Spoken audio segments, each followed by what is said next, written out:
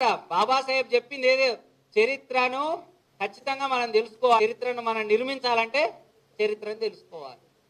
కాబట్టి నేను ఎక్కువ పెద్దగా ఈ యూత్ మీటింగ్ లో చెప్పట్లేదు. విపరీతమైన అబద్ధాలతోటి మన జీవితం గడుపుతుంది. అబద్ధాలతోటి ఎమోషనల్ అవుతున్నాం. అబద్ధాలతోటే బాబాసాహెబ్ను మనం చదువుతలేము, వాళ్ళు చదివి మనను కన్ఫ్యూజ్ చేస్తున్నారు. అందుకే మనము చేయబోయే ప్రతి పని వాడి వేసే వలలో చిక్కకుండా నిరంతరము బాబాసాహెబ్ యొక్క రచనలతోటి, బాబాసాహెబ్ చూపించిన దారిలో. అందరికి అర్థం కాని విషయం ఏంటంటే, చాలా మంది కాన్షీరామ్ గారి 4 ముక్కలు నేర్చుకొని ఆ 4 ముక్కలను అటు ఇటు అని చెప్పేసి ఇక ఈడొక ఏంది బహుజన మేధావి అయిపోతాడు, నేను మేధావని స్టార్ట్ అవుతాడు. ఏందో అర్థం కాని పరిస్థితి. అరే అట్లా కాదు, అసలు దీన్ని కోట్ చేసి చదవాలి కదా అనే సెన్స్ ఎవరికి లేకుండా అయిపోయింది. లేకుంటే ఎట్లయితుంది? పూలేని ఎంతమంది చదువుతున్నాము, చదవకుండా మనం రాజ్యాన్ని కొట్టగలుగుతామా? మనం రాజ్యాన్ని ఎట్లా కొడతాం చదవకుండా? రాజ్యం రాకుండా మన బతుకులు మారుతాయా? మారు. మనకున్న ఒకటే ఒక ప్లాట్ఫామ్. సామాజికంగా అసమానతలు అట్లే ఉన్నాయి. బాబాసాహెబ్ గారు అప్పుడే రాసిర్రు, నేను రాజకీయ సమానత్వం ఇస్తున్నా కానీ సామాజిక ఆర్థిక సమానత్వాన్ని ఎవరు సాధించాలి? మనమే సాధించాలి. మనకు పని ఇచ్చిపోయిండు, కానీ ఇచ్చిన రాజకీయ సమానత్వాన్ని మనం మన పూటగంజి కోసం వాడుకుంటూ ఎంజాయ్ చేస్తూ చెంచాలుగా మిగిలిపోతున్నాము. మనకు పనిచ్చిపోయిండు అంబేద్కర్, మనను ఉత్త పండుకో అని చెప్పలే. ఎందుకు అనంటే, యుద్ధం ఎక్కడ చేయాలి అన్నప్పుడు సమానంగా ఉన్న కాడిని చేయాలి. ఈరోజు సామాజిక సమానత్వంలో మనం లేవు, ఆర్థిక సమానత్వంలో మనం లేవు. నువ్వు 1000 కోట్లు పెడతా అంటే ఆ 1,00,000 కోట్లు పెడతాడు. నీకు ఇంకా దారుణం ఏంటంటే, ఎవడన్నా మనోడికి ఇట్లా పైసలు ఇచ్చి గెలవాలి ఆన్లాక్ అనుకుంటే, వాడు ఉత్తగా భుజాన చేయేస్తే వాడు కోటు పడుతుంది, వీడు 1000 రూపాయలు ఇచ్చినా ఓటు పడదు. 100%. ఇందులో కూడా కుల వ్యవస్థ ఉంటుంది. కాబట్టి నేను ఒకటే సిన్సియర్ అప్పీల్ ఏందనంటే, ఖచ్చితంగా ఈరోజు మనము పర్టికులర్గా ప్రతి పాయింట్ను అబ్జర్వ్ చేస్తూ ముందుకు సాగితే మాత్రమే మనకు ఒక భవిష్యత్తు ఉంది. ఆ భవిష్యత్తు కోసము వనపర్తిలా నాకు ఎందుకు అనిపిస్తుంది అని అంటే, హైదరాబాద్ సెంట్రల్ యూనివర్సిటీకి నేను పోవడానికి ఫస్ట్ వనపర్తిల్నే ఇంటర్మీడియట్ చేసిన. ఇక్కడ ఒక గొప్ప కల్చర్ అంటే చదువు అనే దానిపైన 4:30కే చిన్న పిల్లలు లేచి స్కూల్కి వెళ్ళిపోతూ ఉంటారు. నేను అది ఇంప్రెస్ అయ్యే 5 o'clock లేస్తోని, 4:30కి లేస్తోని. ఇలాంటి గొప్ప ఆలోచన కలిగిన ప్రదేశంలో ఇలాంటి యువజన సదస్సు జరిపి, మీరు నిజంగా తెలంగాణ వ్యాప్తంగా ఇలాంటి సదస్సులు పెద్ద ఎత్తున జరిపి, అసలు ఈ రోజు వచ్చిన ఆ పేర్లు చూడండి. ఒక్కొక్కసారి వాళ్ళు ఎంత ఇన్స్పైర్ చేయగలుగుతారో నాకు తెలుసు. యాక్చువల్గా పర్సనల్గా నేను వాళ్ళకి తెలియదు, కానీ వాళ్ళ మాటలు ఇందాం అనే దాంట్లో నేను చాలా ఫాస్ట్గా వచ్చిన. బట్ నాకు అలంపూర్లో మీటింగ్ ఉండడం వల్ల ఎక్కువ టైం కేటాయించలేకపోతున్నాను. ఎందుకంటే 4th to 24th అనే ఒక 21 days ప్రోగ్రామ్ను 40 బూత్స్లలో మేము తీసుకున్నాము. కొంచెం ఈ 6 months ఎలక్షన్ తర్వాత డెఫినెట్గా ఎక్కువ శాతం దీనిపైన మనం కేటాయిద్దాము. కంప్లీట్గా ఈ అంగరక్షకులు, అశోక చక్రవర్తి అంగరక్షకులు రాజ్యం వెళ్తుంటే అశోక చక్రవర్తి వారసులు వాళ్ళ దగ్గర అడుక్కునే పరిస్థితి రాకుండా మనం ఇజ్జత్తో బతికే ఒక గొప్ప సమాజాన్ని నిర్మించాలి. ఈ యువతరము, ఈ జనరేషనే దాన్ని చేసేటట్టు మనందరం ముందుకెళ్లాలనేసి కోరుకుంటూ ఈ సభను నిర్వహించిన నిర్వాహకులకు, మరి ఈ సమావేశానికి వచ్చిన సార్ వంటి వాళ్ళకి అందరికీ I am very thankful to sir. Actually I want to listen to you and so మీ అందరూ మమ్మల్ని ఇన్స్పైర్ చేయాలనేసి నేను కోరుకుంటున్నా. డెఫినెట్గా ఇలాంటి సదస్సులు, నేను పక్కనే అలంపూర్లో జోగులాంబ గద్వాలో తిరుగుతున్నా కాబట్టి డెఫినెట్గా మీ సహకారంతో అక్కడ కూడా నేను సదస్సు నిర్వహించడానికి ప్రయత్నం చేస్తా. ఎందుకంటే Hyderabad youth conference, Alampur youth conference, Wanaparthy youth conference, ఇట్లా మనం జనరల్ పేర్లతోటి ఖచ్చితంగా మనం ముందుకు సాగాలి. ఆ జనరల్ పేరు ఈరోజు బాబాసాహెబ్ అంబేద్కర్ ఉండాలి. ఇప్పుడు ఒక్కటే గుర్తుపెట్టుకోండి, మనం బాబాసాహెబ్ను పూజిస్తున్నాం కాబట్టి we're not reading Babasaheb Ambedkar, we're just looking at him with his only photo. So what he ఏమని చేసిండు అతను? జస్ట్ స్టాచ్యూని పెట్టేసిండు. మనం భక్తులం కాబట్టి అక్కడ మన దేవుణ్ణి పెట్టిండు, ఇక మొక్కుకోర్రి అంటున్నాడు. మనకు ఓనర్షిప్ ఉందా అందులో? మనకు ఓనర్షిప్ ఉందా? మన తాత చచ్చిపోతే బిందానం ఎవరు కట్టాలి? మన తాత చచ్చిపోతే బిందానం ఎవరు కట్టాలి? మనం కట్టాలి. అరే మనకి ఎంత సిగ్గు లేకుంటే మన తాత చచ్చిపోతే ఇంకొకటి బిందానం కడితే మనం మొక్కుకుంటా, మనం ఫోటోలు తీసుకుంటా ఈరోజు ఎంజాయ్ చేస్తున్నాం. అక్కడ మనకు ఓనర్షిప్ లేదు. అక్కడ ఓనర్షిప్ లేని కాడ మనం ఏం ఎంజాయ్ చేస్తాం? మనం ఈరోజు ఊర్లలో ఏదన్నా అంబేద్కర్ విగ్రహం పెట్టుకుంటే 1000 రూపాయలు 500 ఇంటికి 10 రూపాయలు వేసైనా పెట్టుకునే అంబేద్కర్ విగ్రహమే సెల్ఫ్ రెస్పెక్ట్ విగ్రహం చిన్నదైనా 125 ఫీట్ల విగ్రహం పెడితే ఈడ కరిగిపోయి, లేకపోతే ఇలాంటి యూత్ లేరు. మా తాతలు దెబ్బతిన్నారు. బాబాసాహెబ్ నుంచి, పూలే నుంచి కొత్త తరం స్టార్ట్ అయింది. అందుకే వీఆర్ టఫర్ దెన్ ఎవర్. మేము ఇంతకు ముందు కంటే బలంగా తయారైనాము. We are more intellectual than our previous forefathers. ఈ వనపర్తిలో ఇంతకు ముందు కొల్లాపూర్ రాజ సంస్థానంలో కావచ్చు, మన వనపర్తి రాజ సంస్థానంలో కావచ్చు, పాన్గల్ రాజ సంస్థానంలో కావచ్చు, పక్కల గద్వాల రాజ సంస్థానంలో కావచ్చు, ఈ సంస్థానాల కింద నలిగి బానిసలుగా ఉండే తరం కాదు. ఖచ్చితంగా ఇది బాబాసాహెబ్ బిడ్డల తరం అని చెప్పేసి మీరు నిరూపించినందుకు ఖచ్చితంగా ఇందులో భాగమై అక్కడ కూడా ఇలాంటి కార్యక్రమాలు నేను చేస్తా అనేసి మీకు మాటిస్తూ ముగిస్తున్నా. జై భీమ్, జై భారత్.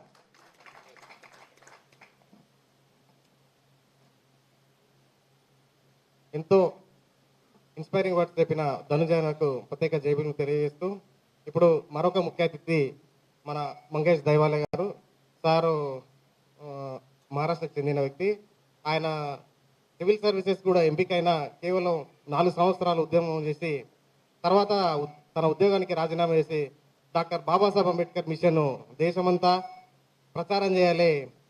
ఆయన యొక్క మిషన్ అర్థం చేసుకోవడానికి చాలా, అంటే సారుతో నేను 1 సంవత్సరం పనిచేసిన అనుభవం ఉంది. ఆయనకు ₹1,00,000 జీతం వస్తే దాదాపు ఒక 20-30 బుక్కులే ఉంటాడు ఆయన. ఎవ్రీ వీక్ ఒక కొత్త బుక్ ఉంటుండు. సార్ ఎప్పుడు చదువుతారు సార్ ఇవంటే, ఆయన కొనడమే కాదు, మళ్ళా ఎక్కడి నుంచి విదేశాల నుంచి ఏదైనా కొత్త బుక్ రిలీజ్ అయినా దాన్ని ఆర్డర్ పెట్టుకొని తెప్పించుకొని మరి చదివి అసలు ప్రపంచం ఎటుపోతుంది, బాబాసాహెబ్ అంబేద్కర్ మిషనరీ, బాబాసాహెబ్ అంబేద్కర్ను మనం ఎట్లా ప్రజలకు పరిచయం చేయాలి, ఆయన చేసిన ఉద్యమం ఏందని చాలా విషయాలపై రెగ్యులర్గా ఆర్టికల్ రాస్తుంటాడు సారు. సార్ ఇక్కడికి రావడం మనకు ఎంతో గర్వకారణం. ఇప్పుడు తన అమూల్యమైన సందేశాన్ని ఇవ్వాల్సిందిగా కోరుతా ఉన్నాం.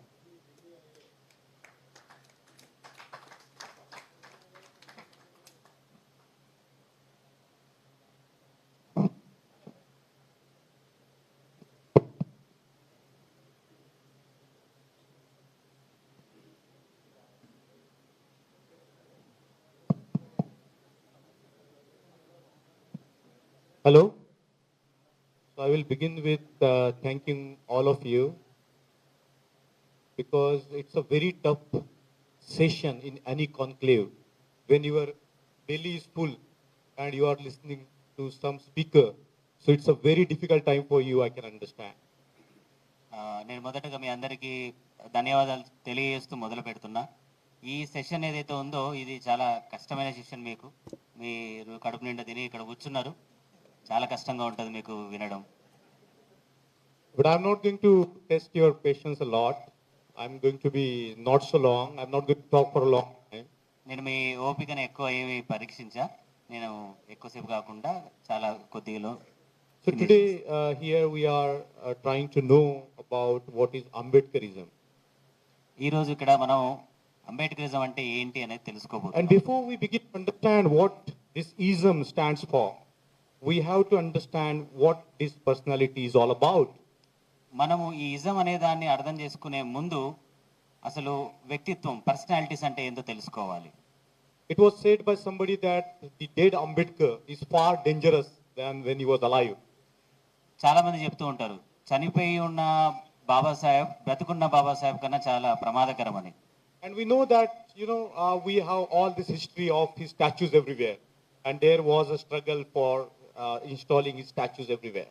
మనకు ఈ విగ్రహ ప్రతిష్ఠ బాబాసాహెబ్ జరుగుతుంటే వాటి గురించి తెలుసు. అవి ప్రతిష్ఠించడానికి మనం ఎన్నో కొట్లాటలు పోరాటాలు చేస్తుంటాం. But even today, without asking, ఈ రోజు అడగకుండానే there is this 125 feet statue of Baba Saheb Ambedkar in Hyderabad.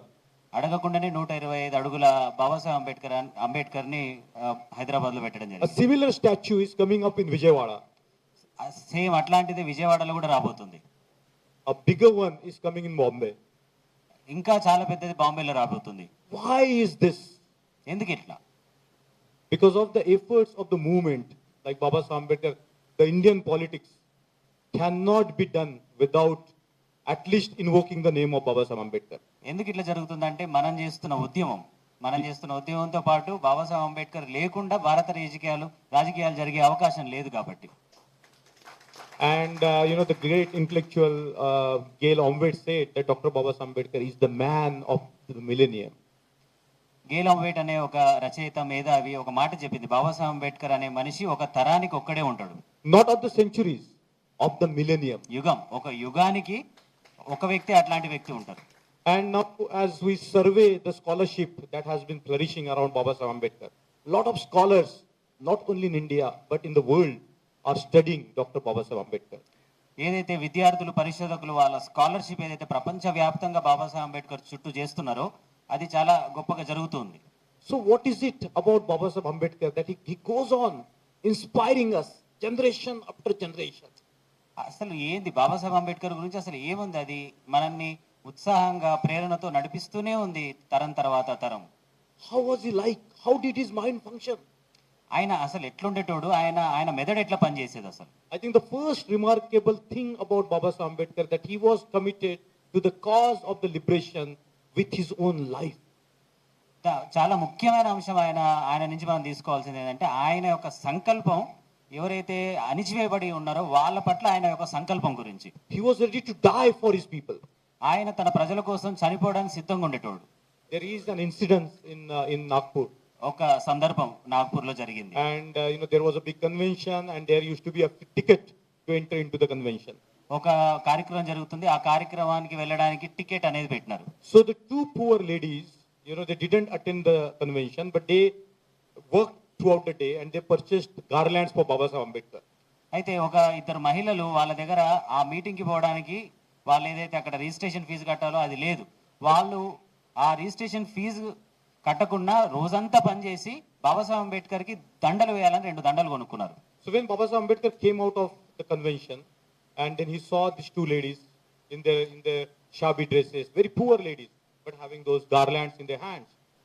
So they wanted to garland Dr. Baba Saheb Ambedkar. Babasaheb Ambedkar meeting అయిపోగానే ఆ కన్వెన్షన్ హాల్ నుంచి బయటికి రాగానే ఆ ఇద్దరు మహిళలు బాగా మాసిపోయిన బట్టల మీద ఆ దయనీయమైన పరిస్థితుల్లో ఆ ఇద్దరు దండలు తీసుకొని బాబాసాహెబ్ వేయడానికి వచ్చినప్పుడు బాబాసాహెబ్ వాళ్ళని చూడడం జరిగింది. So Baba Saheb said, why do you make so much efforts? I don't need garlands. మీరు ఎందుకు ఇంత ఇబ్బంది పడి ఈ పూల దండలు నాకు అవసరం లేదని వాళ్ళిద్దరితో అన్నాడు. So the lady told Baba Saheb that you are doing so much for our children. అప్పుడు ఆ మహిళ ఇచ్చిన సమాధానం ఏంటంటే, మేము చేసేది ఏముంది, మీరు మా పిల్లల కోసం ఎంతో చేస్తున్నారు. So hearing that, the tears came in the eyes of Dr. Baba Saheb Ambedkar. ఆ మహిళ సమాధానం వినంగానే బాబాసాహెబ్కి వెంటనే కంట్ల నీళ్లు కారినాయి. And he committed to the ladies, if I fail to do something for the future of your children, I will shoot myself. అప్పుడు ఆ మహిళలిద్దరికి బాబాసాహెబ్ చెప్పిన సమాధానం ఏంటంటే, నేను ఒకవేళ మీ పిల్లలకు మంచి చేయడంలో నేను ఒకవేళ విఫలమైతే నా తుపాకీతో నేను కాల్చుకుంటా. So the first thing that we can learn from Dr. Baba Saheb Ambedkar is his commitment till his last breath for his people, for his community.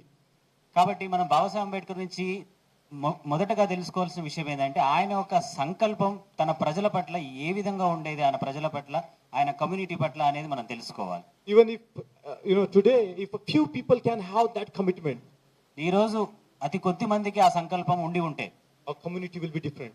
మన సమాజం చాలా వేరుగా ఉండేది. The second thing that makes Dr. Baba Saheb Ambedkar is his hard work and ability to suffer, sacrifice. ఇంకో రెండో విషయం బాబాసాహెబ్ అంబేద్కర్ ని చేయడానికి విషయం ఏంటంటే, ఆయన సఫర్, ఆయన తీసుకునే ఆ నొప్పి, ఆ బాధ అనేది. He said, I teach only two things: suffering, suffering, and more suffering. Struggle, struggle, and more struggle. ఆయన నేను రెండే విషయాలు బోధిస్తాను. ఒకటి సంఘర్షణ, సంఘర్షణ, సంఘర్షణ. No man, త్యాగం, త్యాగం, త్యాగం. no man in the history of the world has seen so many ups and downs in his life. మొత్తం ప్రపంచ చరిత్రలో ఏ మనిషి ఆయన చూసినా ఆ కష్టాలు చూడలే. But he was never shaken. కానీ ఎప్పుడు ఆయన వణికింది లేదు. And what was the struggle like? ఆయన పోరాటం ఏ విధంగా ఉండేది? He was a man who cultivated his mind to the highest possible level. ఆయన మెదడుని చాలా హిమాలయాల అంచులంత అంత పరిమితి వరకు ఆయన మెదడుని ఆయన మేధో శక్తిని పెంచుకున్న వ్యక్తి. Now Dr. Baba Ambedkar said that there is no God. He was not thrown from the heaven. Doctor Ambedkar గారు దేవుడు లేడు అని చెప్పిండా లేదా తర్వాత, కానీ ఆయన డైరెక్ట్ గా దేవుడు పంపించిన వ్యక్తి లాగానే మనకు కనిపిస్తుంది. He became whoever he was through his efforts. ఆయన కష్టాలతో ఆయన ఏదైతే అయ్యిండో అవ్వగలిగిండు. He didn't have four hands or extra legs or extra brain. He was just like us. ఆయనకు చాలా రకాల చేతులు, 2-3 తలలు అట్లా ఉన్న మనిషి ఏం కాదు, దేవుడు ఏం కాదు. So what we need to do when we claim to be the followers of Dr. Baba Ambedkar is to walk in his footsteps. మనము డాక్టర్ అంబేద్కర్ ని అర్థం చేసుకోవాలంటే ఆయన అడుగుజాడల్లో నడవగలగాలి. If we cannot become, say, 100% Baba Saheb Ambedkar, we can try 2%, 3%, 5%, 10%. మనము బాబాసాహెబ్ అంబేద్కర్ లాగా కావాలి. బాబాసాహెబ్ అంబేద్కర్ లాగా కావడంలో 100% కాకపోయినా ఒక 2%, 3%, 4% అయ్యే ప్రయత్నం చేయాలి. So he had this tremendous thinking power. ఆయనకు చాలా అద్భుతంగా ఆలోచించే శక్తి ఉండేది. And he said that, lot of people can take a lot of time to do something. I just do it like this. చాలా మంది ఒక పనిని చేయడానికి చాలా సమయం తీసుకుంటారు, కానీ నేను మాత్రం క్షణంలో చేసేస్తా. Why can I do something with a snap of a finger? Is because of my knowledge, because of my intelligence. నేను ఆ రకంగా ఒక పనిని చక్కున ఎందుకు చేయగలుగుతానంటే అది నేను సంపాదించుకున్న నాలెడ్జ్, నా mind capacity. So if we want to follow in the footsteps of Baba Saheb Ambedkar, it's very important for us to try to cultivate our intelligence. మనం కూడా బాబాసాహెబ్ అంబేద్కర్ లాగా కావాలంటే మనం కూడా ప్రయత్నం చేయాలి. ఆయన మెదడుని ఎట్లయితే పెంపొందించుకున్నాడో ఆ రకంగా మేధో శక్తిని పెంపొందించుకోవాలి. And it is not difficult. If you look at the mark sheet of Dr. Baba Saheb Ambedkar of his 10th, of his 12th, he was a normal student. అది పెద్ద కష్టమైన విషయం కాదు. మనం డాక్టర్ అంబేద్కర్ గారి 10వ తరగతి ఫలితాలు, డిగ్రీ ఫలితాలు చూస్తే ఆయన చాలా normal స్టూడెంటే. But suddenly that compassion urged in him, which enabled him to work so hard, study for 18 hours every day. కానీ ఆయనలో ఒక రకమైన ఒక ఇంట్రెస్ట్ అనేది మొదలైంది. ఆ ఇంట్రెస్ట్ తో ఆయన రోజుకి 18 గంటలు చదవడం మొదలుపెట్టిండు. So the second thing that we need to follow in the footsteps of Dr. Baba Ambedkar is to read. కాబట్టి రెండో విషయం, బాబాసాహెబ్ అంబేద్కర్ లాగా మనం తయారవ్వాలంటే ఆయన లాగా చదవడం అనేది మొదలు పెట్టాలి. Why do we need to read? Because that's how we cultivate our minds. మనం ఎందుకని చదవాలి? చదివితేనే ఈ మెదడు వికసింపబడుతుంది. So why I chose to talk about this topic, because this has relevance with a lot of audience today, because a lot of you are young people. This is the youth convention.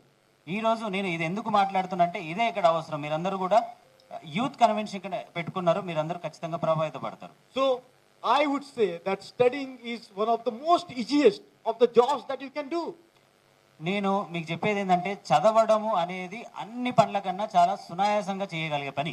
Nobody is asking you to do the labor work or work in the farms or in the field. You just have to get the book and make an effort to read it. మిమ్మల్ని పోయి కాయకష్టం చేయమనట్లేదు, పొలంలో పని చేయమనట్లేదు, కూలి పని చేయమనట్లేదు. Only ఒక పుస్తకం తీసుకొని చదవడం అనేది ప్రారంభించండి. And never think that you cannot understand it. కానీ నాకు అర్థమైతే లేదు, అర్థం కాదేమో అనే ఆలోచనలో ఉండకండి. And you cultivate the mind that Dr. Baba Ambedkar cultivated. మీరు బాబాసాహెబ్ అంబేద్కర్ గారు పెంపొందించుకున్న ఆ మెదడుని, ఆ మేధస్సును పెంపొందించుకునే ప్రయత్నంలో ఉండాలి. Before I try to read something, I already commit to myself that I will know it. నేను ఒక పుస్తకాన్ని చదవాలనుకునే నిర్ణయం తీసుకునే ముందే దాన్ని నేను పూర్తి చేస్తా అని ఒక సంకల్పం నేను తీసుకోవాలి. Now when you tell yourself that you cannot do it, you will never do it. నువ్వు ఈ పుస్తకాన్ని నేను చదవలేనులే, నాకు అర్థం కాదులే అని నువ్వు ముందే నిర్ణయించుకుంటే దాన్ని నువ్వు నిజంగానే చేయలేవు. So there is nothing in the world, no knowledge in the world which lies beyond your capacity. ఈ ప్రపంచంలో నువ్వు పొందగలుగుతావు దాన్ని, ఆ నాలెడ్జ్ ని, ఆ జ్ఞానాన్ని నువ్వు పొందగలిగితే దానికి మించిన శక్తి ఇంకా వేరే ఏమీ లేదు. So it's very important for us to apply our mind to the study. అందుకే మన మెదడుని మనం చదువు, ఒక పుస్తకం, ఒక జ్ఞానాన్ని తెలుసుకునే విషయంలో ఉపయోగించాలి. You won't get it one time, 2 times, 3 times. But if you make continuous efforts, one day you are going to understand it. ఒకసారి, రెండోసారి, మూడోసారి చాలా ఇబ్బంది అనిపిస్తుంది, కానీ ప్రయత్నము అదే విధంగా నడుస్తే ఒక రోజు మీరు వాటన్నిటిని కూడా తెలుసుకొని బలంగా ఉంటారు. And there is no greater joy than knowing, cultivating the knowledge. That's what Baba Ambedkar said. మనం మేధో సంపత్తిని పెంచుకోవడము, మెదడు వికసింపజేసుకోవడం కన్నా ఆనందకరమైన విషయం ఇంకోటి లేదు. So if we want to follow in the footsteps of Dr. Baba Ambedkar, we need to cultivate the habit of reading. మనము బాబాసాహెబ్ అంబేద్కర్ అడుగుజాడల్లో నడవాలి అని అనుకుంటే ఖచ్చితంగా ఆయన చేసినట్టు మనం చదువు అనే ఆ అలవాటును మనం అలవర్చుకోవాలి. And don't study at the superficial level. Go deeper and deeper. ఏదో పైపైన అట్లా చదవడం కాదు, దాని లోతుల్లో అర్థం ఏమైతే ఉందో అది తెలుసుకునే ప్రయత్నం మనం ఖచ్చితంగా చేయాలి. And the more deeper we go in the pursuit of knowledge, the mind that we have becomes more freer, more open. మనము దాని లోతు అర్థం అదంతా తెలుసుకొని చదవడంలో మన మెదడు అనేది భయాలను ఎరగకుండా ముందుకు పోతుంది. Now we know that Dr. Baba Ambedkar had 40,000 books in his personal library. మనందరికీ తెలుసు బాబాసాహెబ్ అంబేద్కర్ వ్యక్తిగత గ్రంథాలయంలో 40,000 పుస్తకాలు ఉండేటివి. And many of the books he has read, he was reading like a good student. He never thought that he's an expert. He was in the pursuit of knowledge like a student. He said that I am the student till the last breath of my life. ఆ పుస్తకాలు ఆయన ఎప్పుడు చదివినా ఆయన ఒక విద్యార్థిలాగా, తెలుసుకునే ఏమి తెలియని ఒక మనిషిలాగా ఆ పుస్తకాలను చదువుతూ ఉండేది తప్ప ఆయనకున్న పర్సనాలిటీలో ఆయన అన్ని తెలిసినట్టు ఎప్పుడు లేదు. ఒక విద్యార్థి లాగానే చదువుతూ ఉన్నాడు. So even having read so much, he said that I have just wet my toe in the ocean of knowledge. ఆయన ఈ ప్రపంచంలో జ్ఞానాన్ని మొత్తం సంపాదించుకొని చాలా తెలిసిన మేధావి అయిన జ్ఞాని అయిన తర్వాత కూడా ఆయన చెప్పిన మాట ఏంటంటే, సముద్రం అంత జ్ఞానంలో కేవలం నా రెండు కాలి బొటన వేళ్ళు నేను పెట్టడం జరిగిందని. So you can imagine that there is so much to learn, there is so much to know, there is so much to cultivate for all of us. కాబట్టి మనం తెలుసుకోవాల్సింది అంటే మనం నేర్చుకోవాల్సిన విషయాలు, చదవవలసిన విషయాలు చాలా ఉన్నాయి. వాటిని నేర్చుకొని మనం మన మెదడును వికసింపజేసుకోవాలి. So we have to read. మనం చదవాలి ఖచ్చితంగా. We have to listen to the people. ఎవరైనా మాట్లాడితే వాళ్ళని వినాలి కూడా. There might be hardly any leader in his time that has gone to the length and breadth of a country. He traveled almost everywhere. ఆయన సమకాలికుల్లో ఇంకో ఏ నాయకుడు కూడా ఆయనలాగా ఈ మొత్తం భారతదేశంలో ప్రతి మూల, ప్రతి గ్రామం, ప్రతి ప్రాంతాన్ని సందర్శించిన నాయకుడు ఇంకో నాయకుడు లేడు. Sometimes if you go to some place, people will say, oh, Baba Ambedkar was here in such and such date and such and such year. మనం ఈ భారతదేశంలో ఏదన్నా ఒక ప్రాంతానికి పోయినప్పుడు ఖచ్చితంగా అక్కడ వాళ్ళు అంటారు బాబాసాహెబ్ అంబేద్కర్ ఇక్కడికి రావడం జరిగింది, అప్పుడు వచ్చిండు, ఇప్పుడు వచ్చిండు అనే విషయాలు మనం వింటూ ఉంటాం. So he was not just reading books, but he was also moving with the community. ఆయన కేవలం పుస్తకాలు చదువుతూనే ఉండలే, ఆయన సమాజంలో మన సమాజంతో పాటు తిరగడం కూడా చేసిండు. So the second thing that we have to cultivate is listening deeply to the communities, to the people around us. కాబట్టి మనం రెండో విషయం గుర్తుపెట్టుకోవాల్సింది ఏంటంటే, మనం మన సమాజం, మన ప్రజలు చెప్పే విషయాలను వినడం కూడా అలవాటు చేసుకోవాలి. And whatever we learn by reading and listening, we have to express through our writing. మనం చదవడం ద్వారా, మనం వినడం ద్వారా ఏదైతే మనం తెలుసుకుంటామో దాన్ని చెప్పే పద్ధతిని కూడా మనం నేర్చుకోవాలి. So the thing that we can learn from Dr. Baba Ambedkar is to express ourselves through various media. కాబట్టి మనం డాక్టర్ అంబేద్కర్ ద్వారా నేర్చుకోవాల్సింది ఏంటంటే, మనల్ని మనం చెప్పుకోగలం, మనం చెప్పాలనుకునేది సరిగ్గా చెప్పగలగడం అనేది కూడా ఆయన నుంచి నేర్చుకోవాలి. It is not that you cannot write. Everybody can write. Everybody has got a power to express. మనము రాయలేము అనేది ఏం లేదు, మనం రాయగలుగుతాం కూడా, మనం చెప్పాలనుకునేది చెప్పగలుగుతాం కూడా. You see why Dr. Baba Ambedkar is becoming so powerful? Because he left behind his writings for us, so that we can go back to his writings and know how he thought about certain issues. Babasaheb Ambedkar రోజు రోజుకి చాలా బలవంతుడుగా అవుతున్నాడు, కనపడుతున్నాడు. ఎందుకంటే ఆయన రచనలు ఆ రకంగా రాసిండ్రు, ఆ రచనల దగ్గరికి మనం తిరిగి వెళ్ళి వాటిని చదవగలిగితే మనం కూడా ఆయన మార్గంలో ఆయనలాగా అవ్వగలం. And the final thing about Dr. Baba Ambedkar I'm going to talk about is speaking. He spoke. చివరి విషయం బాబాసాహెబ్ అంబేద్కర్ గురించి నేను చెప్పాలనుకుంటుంది ఆయన మాట్లాడే విధానం. He said that his oratory was so powerful. ఆయన ఆయన వక్తగా ఆయన వాక్చాతుర్యం చాలా బలంగా ఉండేది, శక్తివంతమైనది. That he has a power to convince even the bitterest of his enemies. ఆయన మాట బలము, ఆయన మాట్లాడే ఆ ఆలోచన, ఆయన పరమ శత్రువు అయినా సరే ఆయన మాటలకు లొంగిపోవాల్సిందే, అంత మాట బలం ఉండేది. There is beautiful speech of Dr. Babasaheb Ambedkar before he just entered in the Constituent Assembly, and that one speech, Babasaheb Ambedkar ఒక ఉపన్యాసం ఉంది. that one speech changed the destiny of this country. ఆ ఒక్క ఉపన్యాసం కాన్స్టిట్యూంట్ అసెంబ్లీలోకి పోయే లోపు ఆయన ఏదైతే ఉపన్యాసం అది ఈ దేశాన్నే మార్చింది. If you get a chance, you read that speech, 17 December 1946, his first speech in the Constituent Assembly, and it will show you what kind of an orator he was. And when he was delivering that speech, he has not prepared it. He had no time to prepare that. He was such a profound speaker that with his speeches, he can just mobilize the people. మీకు అవకాశం ఉంటే 17 December 1954 speech ఏదైతే ఉందో ఆ స్పీచ్ను మీరు చదవండి. ఆ స్పీచ్లో ఉన్న బలం అక్కడున్న వాళ్ళందరినీ కూడా కదిలించి ఒక పెద్ద పరిణామానికి కారణమైంది. Now we think that there are 1,000 people, 2,000 people in the conventions. But imagine at the time of Dr. Babasaheb Ambedkar, 10,000 people. In Nagpur All India Scheduled Caste Federation Convention, 75,000 people coming from places. మనం conventions పెట్టుకుంటాం 1,000-2,000 మంది మధ్యలో ముందర మనం మాట్లాడుతున్నాం. కానీ ఆ రోజుల్లో బాబాసాహెబ్ కనీసం 10,000 మంది దగ్గర నుంచి అక్టోబర్ 14 దీక్ష భూమిలో 7,50,000 మంది ముందు ఆయన మాట్లాడగలిగిండు. So you can imagine the power of the speech. And if we have to follow in the footsteps of Babasaheb Ambedkar, we have to learn this power of persuasion. This is the greatest power that one can have. Through their words, through their delivery of the speech, they can transform the minds of the people, and they can make them act in a way that's beneficial to them and others. అయితే బాబాసాహెబ్ అంబేద్కర్ ఏ విధంగా అయితే ప్రభావితం చేసిండో మనం కూడా బాబాసాహెబ్ అంబేద్కర్ అడుగుజాడల్లో ఆ రకంగా మాట్లాడి మనం ప్రజల్ని కన్విన్స్ చేసి వాళ్ళ యొక్క ఉపయోగం కోసం, వాళ్లకు లాభం చేకూర్చడం కోసం మనం అంత ప్రభావితంగా మాట్లాడే ప్రయత్నం చేయాలి. So now I am talking about Ambedkar in terms of his commitment till death. నేను ఇప్పుడు బాబాసాహెబ్ అంబేద్కర్ సంకల్పాన్ని కొంచెం లోతుగా మీకు అర్థం చేయిస్తా. His profound way of thinking.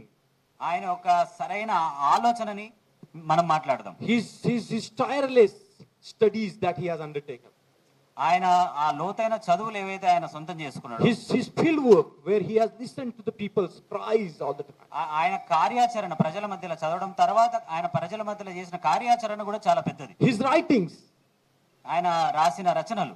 And the way he spoke, his speeches. ఆయన మాట్లాడే విధానం, ఆయన స్పీచ్లు వక్తగా ఈ సమాజాన్ని ప్రభావితం చేసినది. So these are a few of the dimensions of Dr. Babasaheb Ambedkar's being, of his mind, that we need to train ourselves.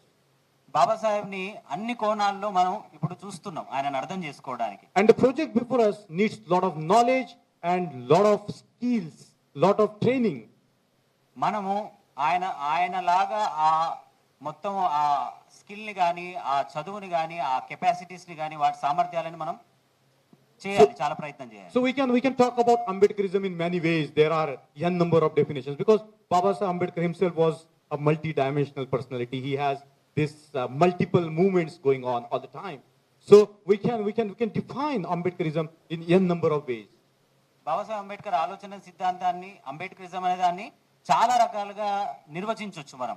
ఆయన అంత మల్టీ టాలెంటెడ్ కూడా. ఆయన సమకాలంలో ఎన్నో పోరాటాలు జరిగినాయి, వాటన్నిటిని కూడా ఆయన ఆలోచనల ద్వారా చెప్పడం జరిగింది. He launched the civil rights movement, he launched the human rights movement, he launched the political movements, he floated the political parties, he had agitations going on. He was also, very much involved in the policy making of a country. He was a lawyer, he was an economist, whatnot. He has cultivated and he has acted upon, whatever the infrastructure that we see in India today, it owes it to Dr. Babasaheb Ambedkar. ఆయన పౌర హక్కులు మొదలుపెట్టిండు, మానవ హక్కులు మొదలుపెట్టిండు, ఎన్నో పోరాటాలు చేసిండు, ఎన్నో సంఘాలు, రాజకీయ పార్టీలు, దేశం యొక్క విధి విధానాలను తయారు చేసిండు. ఇట్లా ఇవన్నీ ఆయన మొదలుపెట్టి వాటి మీద ఎంతో బలంగా పనిచేసిన వ్యక్తి doctor Ambedkar. But what I'm going to do today, I'm going to take a key word in Babasaheb's vision, and I'm going to elaborate that to bring in front of us his vision, the great vision that he had. మొత్తం బాబాసాహెబ్ అంబేద్కర్ ఉద్యమంలో ఆయన ఆశయంలో నుంచి నేను ఒక ముఖ్యమైన ఒక పదం మీ ముందు చెప్పి దాన్ని నేను లోతుగా వివరించాలనుకుంటున్నా. So that word, we all the time speak about it. That word is democracy. ఆ పదం ఏంటంటే మనం చాలా సార్లు వింటూ ఉంటాం, డెమోక్రసీ, ప్రజాస్వామ్యం. He was not for the autocracy. He was not for the dictatorship. He was not for any sort of, concentration of power in the hands of certain group of people. ఆయన నియంతృత్వానికో రాజరికానికో వీటికి ఆయన ఎప్పుడు వత్తాసు పలకలేదు. His concern was the common man.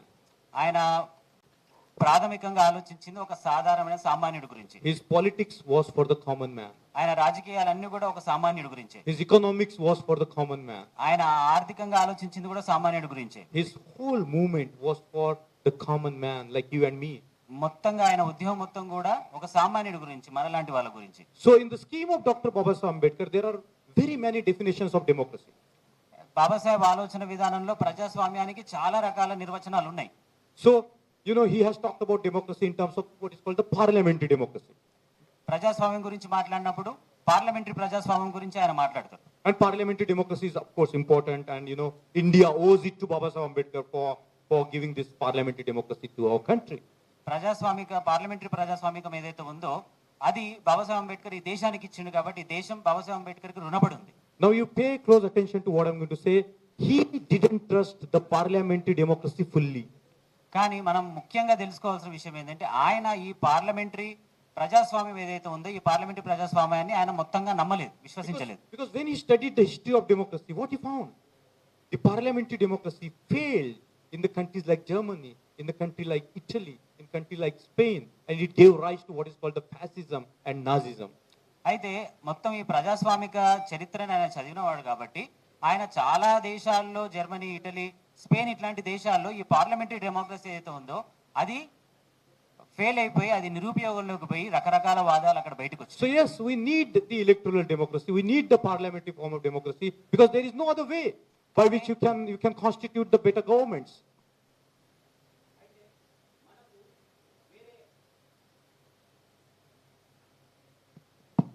మనకు వేరే దారి లేదు. మనకు ఎలక్ట్రల్ ఏదైతే ఎన్నికల పూర్వకంగా ఒక ప్రజాస్వామిక పోరాటం జరుగుతుందో, ప్రజాస్వామిక ప్రభుత్వం పార్లమెంటరీ రూపంలో ఏర్పడుతుందో అదొక్కటే మనకున్న ఆప్షన్.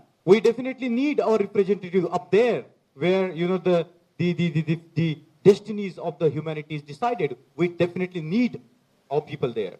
మనకు ఖచ్చితంగా మన నుంచి ప్రతినిధులు పోయి అక్కడ పార్లమెంట్ లో కూర్చొని మన యొక్క ఆలోచనలు మాట్లాడాల్సిన ప్రతినిధులు ఉండాల్సిందే. But the parliamentary democracy has certain things, if there is no social and economic democracy, the parliamentary democracy tend to serve the powerful or the governing classes in that country.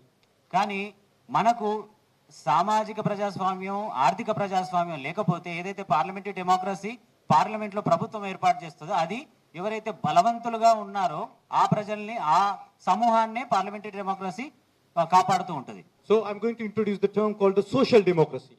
నేను ఇప్పుడు మీకు సోషల్ డెమోక్రసీ అనే పదాన్ని చెప్తున్నా. So in the parliamentary democracy you can talk about one man, one vote. Parliamentary డెమోక్రసీలో ఒక vote, ఒక విలువ అనేది ఉంటుంది. But in the social and economic democracy, one man, one vote and one value. కానీ సామాజిక ప్రజాస్వామ్యం ఏదైతే ఉందో దాంట్లో ఒక ఓటు, ఒక మనిషి, ఒక విలువ అనేది ఉంటుంది. It means equality. అదే సమానత్వం అంటే.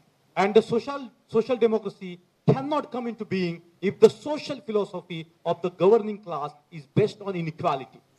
అయితే ఈ సామాజిక ప్రజాస్వామ్యం అనేది సామాజిక ఎవరైతే బలవంతులుగా, ఎవరైతే పరిపాలకులు ఉన్నారో వాళ్ళ సామాజిక ఆలోచనలో సమానత్వం లేకపోతే ఇది సాధ్యపడదు. So in India today we see that there is no social democracy because the social philosophy of the powerful classes in India is that of Brahmanism. ఏదైతే సామాజిక చింతన మనల్ని పరిపాలిస్తున్న వాళ్ళల్లో ఉందో అది కంప్లీట్ గా అసమానత్వ పునాదుల మీద ఉంది. Economic democracy means the equal opportunities, equity in all the resources. ఆర్థిక ప్రజాస్వామ్యం అంటే ఆర్థిక క్షేత్రాలన్నిట్లో కూడా ఒక సమానత్వం కోసం మనం అడగాలి. And we heard in the morning that the resources are skewed in a few hands. మనం ఉదయం మాట్లాడుకున్నాం మొత్తం వనరులన్నీ కూడా కొందరి చేతుల్లోనే బందీ అయి ఉన్నాయి.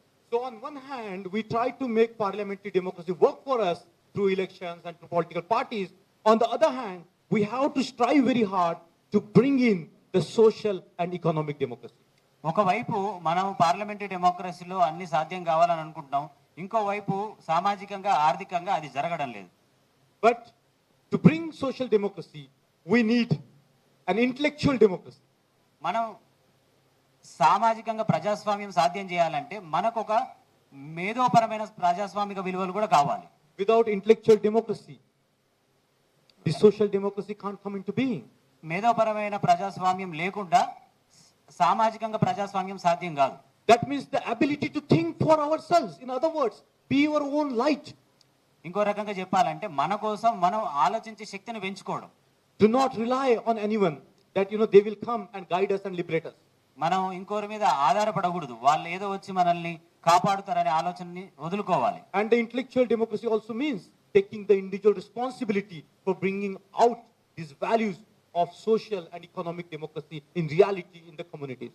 మేధోపరమైన ప్రజాస్వామిక విలువలంటే బాబాసాహెబ్ అంబేద్కర్ కున్న ఆ వాల్యూస్ ని వాటన్నిటిని మనము బ్రతికించగలడం, వాటిని సమాజంలో ప్రొపగేట్ చేయడం. So even the intellectual democracy is not enough. What we need is a moral democracy. మేధోపరమైన ప్రజాస్వామిక విలువలు కూడా సరిపోవు. మనకు కావాల్సింది నైతిక విలువలతో కూడిన ఒక ప్రజాస్వామ్యం. So Baba Saheb Ambedkar said that you can organize the society either by two ways, law or morality. మనం రెండే విషయాలు బాబాసాహెబ్ చెప్పిండు. ఒకటి చట్టం, ఇంకోటి చట్టాన్ని తొక్కేయడం. And we know that the highest law in this country is given by Dr. Baba Saheb Ambedkar, the Constitution of India. ఈ దేశంలో హైయెస్ట్ అన్నిటికన్నా ప్రధానంగా ఉన్న చట్టం భారత రాజ్యాంగం. Nothing can supersede the Constitution. భారత రాజ్యాంగం కన్నా పెద్దది ఈ దేశంలో ఇంకో వేరే ఏం లేదు. The Constitution has every right to dismantle everything that is trying to undermine it. Constitution కి రాజ్యాంగాన్ని కాదనే ఏ అంశాన్నైనా రాజ్యాంగం తునాతునకలు చేయగలదు. But even if you have the best constitution and there is no constitutional morality, మనకు ప్రపంచంలో అతి గొప్ప రాజ్యాంగం ఉన్నా ఆ రాజ్యాంగం ఆచరణలో లేదు. then what happens? See what's happening in this country today. ఈ రోజు భారతదేశంలో అందు కారణంగా ఏం జరుగుతుందో మనకు తెలుస్తుంది. What is constitutional morality? Is to respect the constitutional values, is to respect the organs created by the Constitution. It is to govern under the values and the ethos of the Constitution. రాజ్యాంగం పట్ల నైతికత అంటే రాజ్యాంగాన్ని గౌరవించడం, రాజ్యాంగం యొక్క అంగాలు, ఆ పనిచేసే విధానాలు అవన్నీ కూడా దానికి అనుగుణంగా నిజాయితీగా నడవడం. So when we are talking about the moral democracy, we have to talk about the morality in the country, the morality in the society. నైతిక ప్రజాస్వామ్యం గురించి మనం మాట్లాడినప్పుడు దేశంలో ఉన్న నైతిక విలువలు వాటి గురించి కూడా మనం మాట్లాడగలగాలి. So what is it that governs the relationship of one human being with another as far as this country is concerned? అయితే దేశంలో ఒక మనిషికి ఇంకో మనిషికి ఉన్న సంబంధం, ఒకరికొకరికి పట్ల ఉన్న ఆ విషయాలను మనం తెలుసుకోవాలి. It is the caste system. అదే కులం. And in Dr. Baba Saheb Ambedkar's analysis, it's not a normal form of inequality. It's not a normal form of inequality. అందుకే బాబాసాహెబ్ అన్నారు ఇది ఒక సాధారణమైన అవినీతి కుల వ్యవస్థ కాదు. And if there were two classes which were fighting for power, there would be a revolution. But in India, there are so many castes. The highest, higher, high, low, lower, lowest. And within this each highs and lows, you will find all these small pyramids. అయితే ఒక రెండు వర్గాలు కొట్లాడితే అదొక విప్లవం అనుకోవచ్చు.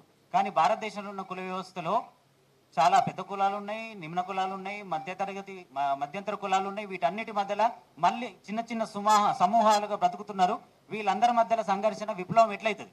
So the psychology that governs us, Baba Saheb said, salute above, kick below.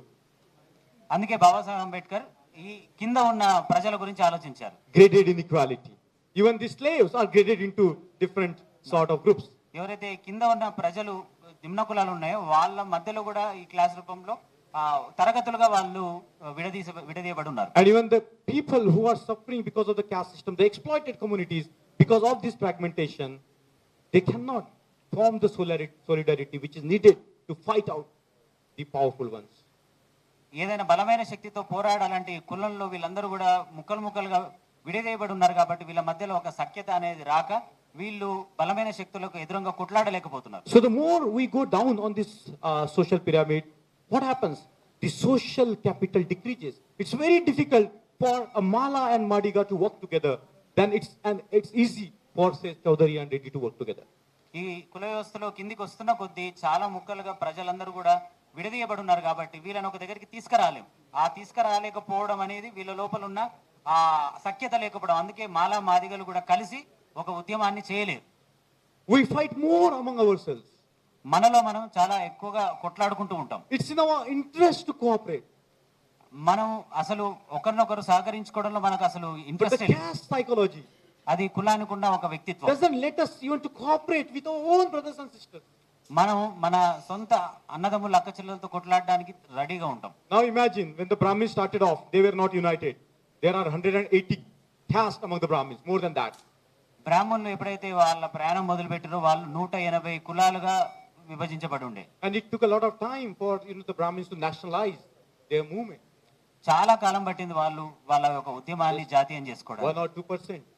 కేవలం వాళ్ళు 1 లేదా 2% ఉన్నారు. According to the NSSO, the scheduled caste in India constitute 20% of the India's population. NSSO ప్రకారం భారతదేశంలో షెడ్యూల్ క్యాస్ట్లు 20% మంది ఉన్నారు. You just imagine, even if the 40% of these people come together in solidarity and march together, what's going to happen to this country? మీరు ఒకసారి ఊహించండి, ఈ 20% జనాభాలో ఒక 40% అయినా ఒక దగ్గరకు వచ్చి ఈ దేశంలో ఉన్న సమస్యల గురించి వాళ్ళు కవాతు చేస్తే ఈ దేశం పరిస్థితి ఏమవుతుంది? So, the social democracy begins with developing the solidarities. సామాజిక ప్రజాస్వామ్యం అనేది సఖ్యత ఒక ఆలోచనకి ఈ కులాలను తీసుకురావడంతోనే సాధ్యమవుతుంది. Now, whatever might be happening with BSP in UP, but you see, it started off with Chama party, then it became a Dalit party, then it became a Bahujan Samaj party, and then ultimately it became so powerful that everybody wanted to join BSP. ఇప్పుడు మీరు బహుజన్ సమాజ్ పార్టీని చూస్తే అది ఒక చెమార్ పార్టీగా మొదలైంది. చెమార్ party నుంచి Dalit party అయింది. దళిత్ పార్టీ నుంచి బహుజన్ సమాజ్ పార్టీ అయింది. బహుజన్ పార్టీ అయింది. ఆ రకంగా ఈరోజు బహుజన్ సమాజ్ పార్టీ చాలా బలమైన పార్టీ భారతదేశంలో. Right? It happened in UP. ఉత్తరప్రదేశ్లో అదే కదా జరిగింది. And Sahib Kanshiram has a big hope from the Telugu speaking states. సాబ్ కాంశీరాం గారికి మిగతా అన్ని రాష్ట్రాల మీద ఎంతో భరోసా ఉండేది.